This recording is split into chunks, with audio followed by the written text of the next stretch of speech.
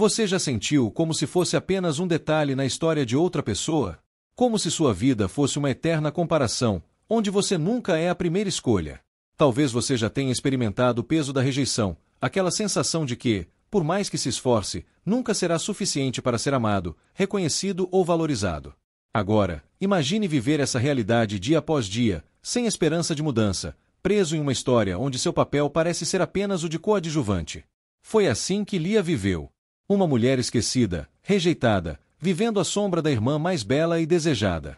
Mas e se eu lhe dissesse que, em meio à sua dor silenciosa, Deus estava escrevendo um plano que mudaria o destino da humanidade? Que aquela que era vista como um erro foi, na verdade, escolhida para ser um elo essencial na linhagem do maior rei de todos os tempos. Sim, essa é a história de Lia. A mulher que não foi a primeira escolha do homem, mas que foi a escolha soberana de Deus. A história de Lia começa na antiga Mesopotâmia, na casa de seu pai, Labão. Desde o nascimento, ela carregava um destino de invisibilidade. A Bíblia nos dá um detalhe intrigante sobre sua aparência. Lia tinha olhos fracos, mas Raquel era formosa de porte e de semblante. Gênesis 29, 17. Essa descrição pode parecer sutil, mas na cultura daquela época, significava muito. Raquel era bela, a desejada, aquela que atraía olhares. Lia, por outro lado, era ignorada, uma mulher cuja presença passava despercebida. Seu nome significava cansada ou trabalhosa, talvez uma pista de sua vida difícil, marcada pela luta por aceitação. Desde cedo, Lia entendeu o que era viver à sombra. Enquanto Raquel era admirada e amada, Lia provavelmente via os olhares passarem por ela sem nenhuma consideração. Mas Deus já estava preparando algo grandioso, mesmo quando ninguém mais via valor nela. O ponto de virada na história de Lia veio através de um dos maiores enganos da Bíblia. Jacó, fugindo da fúria de seu irmão Esaú, chegou à casa de Labão e se apaixonou por Raquel à primeira vista. Seu amor era tão grande que ele concordou em trabalhar 7 anos por ela. Mas esses anos, diz a Bíblia, pareceram-lhe poucos dias, pelo muito que a amava. Gênesis 29, 20. Quando finalmente chegou o dia do casamento, Jacó estava pronto para receber sua amada. No entanto, naquela noite, sob o manto da escuridão, Labão enganou Jacó, entregando Lia em vez de Raquel. Imagine o terror que Lia deve ter sentido naquele momento. Sabia que não era desejada, sabia que estava sendo usada como peça de um jogo que não havia escolhido jogar. Mas não havia saída. Na manhã seguinte, Jacó descobriu o engano e sua fúria foi incontrolável. Por que me enganaste? Gênesis 29, 25, foi a pergunta de Jacó a Labão. E Labão, em sua frieza, apenas respondeu: não se faz assim em nossa terra, dar-se a menor antes da primogênita. Gênesis 29, 26. Assim, Lia se viu casada com um homem que nunca a quis. Pior ainda, viu sua irmã ser entregue a ele pouco depois, pois Labão permitiu que Jacó casasse também com Raquel em troca de mais 7 anos de serviço. O que poderia ser mais cruel? Lia não apenas teve que compartilhar o marido, mas teve que viver todos os dias vendo Jacó olhar para Raquel com amor, enquanto para ela só havia indiferença. Mas aqui está o detalhe mais impressionante desta história. Enquanto Jacó ignorava Lia, Deus a enxergava. Vendo o Senhor que Lia era desprezada, abriu a sua madre, porém Raquel era estéril. Gênesis 29, 31. Deus, em sua soberania, decidiu honrar Lia. Enquanto sua irmã não conseguia ter filhos, Lia concebeu um após o outro.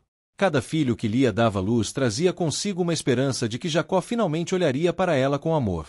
O primeiro filho foi chamado Ruben, que significa "O Senhor viu a minha aflição", Gênesis 29, 32. Ela esperava que, agora, Jacó a amasse. Mas não aconteceu. O segundo filho foi Simeão, que significa "O Senhor ouviu", Gênesis 29, 33. Deus ouviu sua dor, mas Jacó ainda não a enxergava.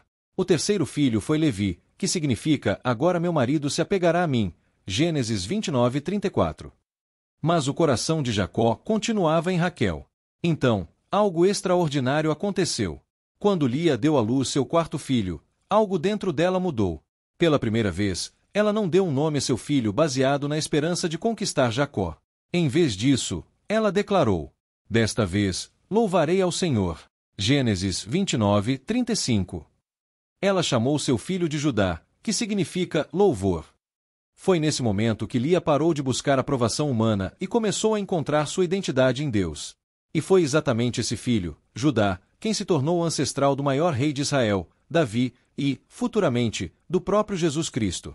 O Messias não veio da mulher amada, mas da desprezada. Deus havia escolhido Lia para algo muito maior do que ela poderia imaginar. Apesar de toda a dor que sofreu, Lia teve um fim honrado. Enquanto Raquel morreu jovem e foi sepultada à beira da estrada para Belém, Gênesis 35:19, Lia foi enterrada na caverna de Macela, ao lado dos grandes patriarcas da fé, Gênesis 49:31. Deus garantiu que seu nome nunca fosse esquecido. Sua descendência se tornou um dos maiores legados da história. Isso nos ensina algo poderoso. Não importa como sua história começou, Deus pode transformá-la em algo grandioso. A história de Lia prova que Deus vê aqueles que o mundo ignora. Quando todos voltam as costas, Ele permanece. Quando ninguém nos escolhe, Ele nos escolhe. Se você já se sentiu rejeitado, insignificante ou como se nunca fosse suficiente, saiba disto: Deus vê você. Ele tem um plano perfeito para a sua vida, maior do que qualquer rejeição que você tenha sofrido. Porque sou eu que conheço os planos que tenho para vocês, diz o Senhor, planos de fazê-los prosperar e não de lhes causar dano, planos de dar a vocês esperança e um futuro. Jeremias 29:11. Lia começou sua vida como uma mulher esquecida, mas terminou sua história como uma mulher escolhida por Deus. E você? Está pronto para confiar que Deus também está escrevendo algo grandioso para sua vida? Se essa história tocou seu coração, inscreva-se no canal e ative o sininho para mais histórias incríveis da Bíblia. Assista ao próximo vídeo e descubra como Deus usa os improváveis para realizar seu propósito.